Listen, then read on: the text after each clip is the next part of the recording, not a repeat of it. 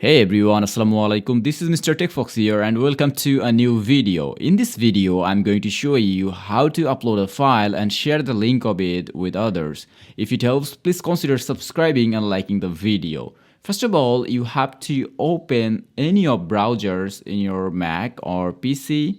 For example, I'm opening the Chrome browser and now you have to type on the address bar drive.google.com and it will open the drive of Google.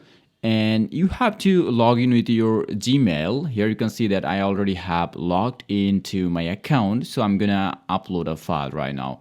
So normally you have to click on this new button on the top left corner and here choose file upload.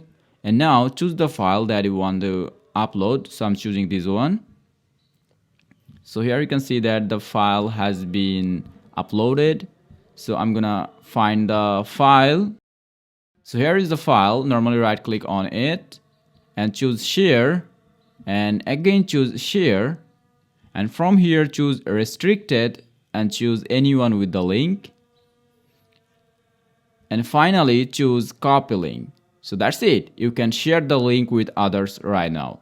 So that's all for today's video. Now you know how to upload a file and share the link with others.